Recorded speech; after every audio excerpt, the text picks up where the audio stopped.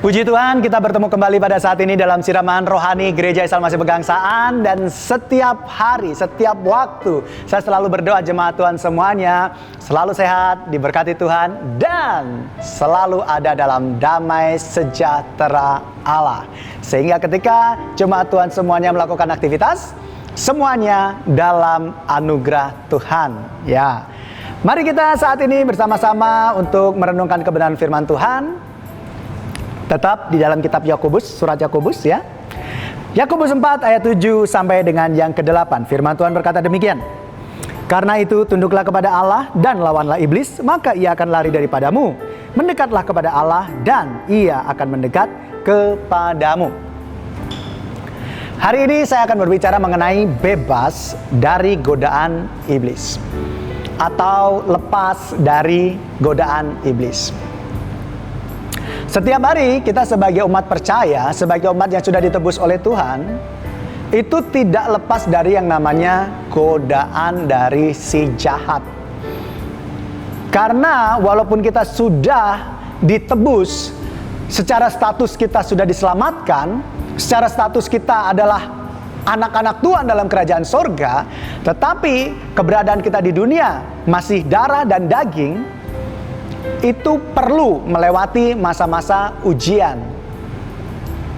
di mana iblis selalu memberikan tantangan kepada kita. Apakah kita tergolong orang yang kuat di dalam Tuhan, atau justru sebaliknya? Nah, hari ini kita belajar dari apa yang dituliskan oleh Yakobus kepada jemaat yang dia layani pada waktu itu. Dia menuliskan surat yang berkata demikian, karena itu tunduklah kepada Allah dan lawanlah iblis, maka ia akan lari daripadamu. Solusi untuk bebas dari godaan iblis yang pertama adalah tunduk kepada Allah. Ini adalah hal yang mutlak. Karena apa?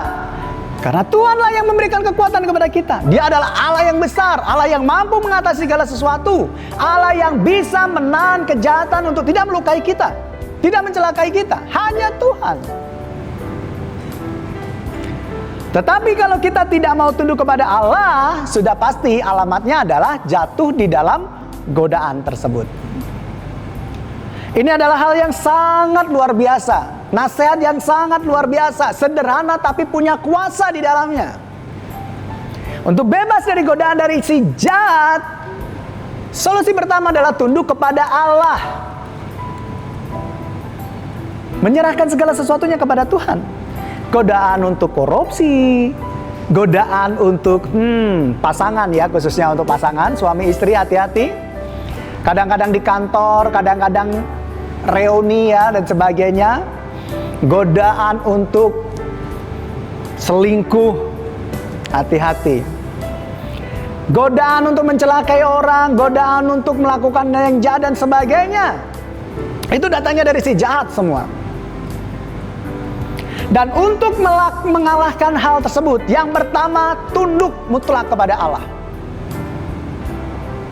Yang kedua, di dalam ayat yang sama pada ayat yang ke-7 dikatakan, lawanlah iblis.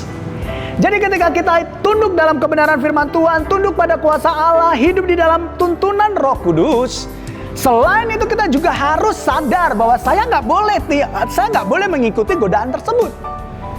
Ketika kita berdoa kepada Tuhan, minta bimbingan daripada Tuhan, Tuhan ada di dalam kehidupan kita, kita juga harus punya andil dalam hidup ini untuk kita mengatakan tidak terhadap godaan tersebut. Kita harus melawan. Bukan hanya sebatas berkata, oh Tuhan lindungilah saya, Tuhan jagai saya, bebaskan saya. Dalam kedaulatan Allah menyertai kita. Tetapi kita sebagai orang pilihan Tuhan juga punya andil untuk kita mengambil keputusan tidak terhadap godaan tersebut. Jadi itu yang disebut dengan lawan godaan tersebut, lawan si iblis. Ketika kita tunduk kepada Tuhan, Tuhan menyertai kita, lalu kemudian kita melawan tantangan tersebut, godaan tersebut, kita akan bebas dari godaan itu. Kita tidak akan melakukan perzinahan, kita tidak akan melakukan korupsi, kita tidak akan mencelakai orang, kita tidak akan melakukan hal yang buruk. Karena apa? Allah ada di dalam diri kita, dan kita mengambil keputusan yang tepat untuk melawan si iblis atau godaan tersebut.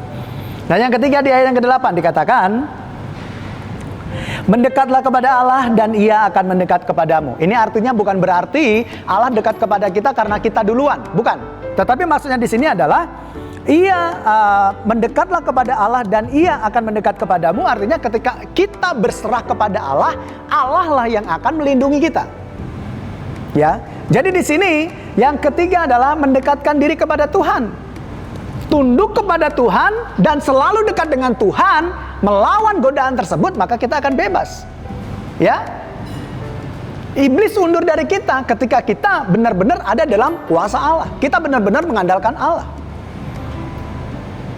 Tapi kalau kita dalam godaan iblis, dalam pencobaan iblis, kita menyerah, lalu kemudian kita merasa bahwa Tuhan terlalu lambat untuk menolong saya, kita pasti akan semakin terpuruk. Coba kita belajar dari Ayub. Ayub mendapatkan jawaban daripada Tuhan itu bukan dalam waktu 1, 2, 3 hari. Itu bertahun-tahun. Proses dia mendapatkan kekayaan yang luar biasa. Saya di sini tidak mengajarkan mengenai kekayaan, tapi bagaimana bertahan dan melawan si jahat. Tunduk kepada Allah. Dekat dengan Allah.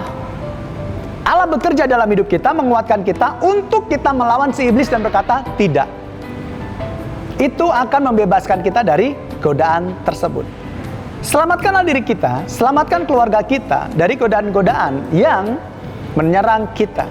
Dengan senantiasa hidup dalam kedaulatan Allah, dekat dengan Tuhan dan melawan godaan-godaan tersebut. Jika kita melakukan hal semacam itu, seperti yang dilakukan oleh Ayub, iblis akhirnya mundur, Tuhan turun tangan, memberkati berlipat kali ganda. Mari jemaat Tuhan, renungkan, godaan apa sekarang yang sedang mengawasi kita? Godaan apa yang sekarang sedang mendekat kepada kita? Apakah kita mau menang terhadap godaan tersebut, atau kita mau tenggelam di dalamnya? Itu adalah pilihan. Tetapi sesuai dengan firman Tuhan, saya sebagai hamba Tuhan mengingatkan kepada kita, bangkitlah, dekatkanlah diri kepada Tuhan, andalkan Tuhan dan lawan si iblis. Maka dia akan lari daripadamu dan damai sejahtera Allah tinggal atas kehidupan kita semuanya. Semangat, Tuhan Yesus selalu menyertai kita dan akan tetap bersama dengan kita. Tuhan Yesus memberkati kita semuanya. Selalu sehat buat kita. Semangat.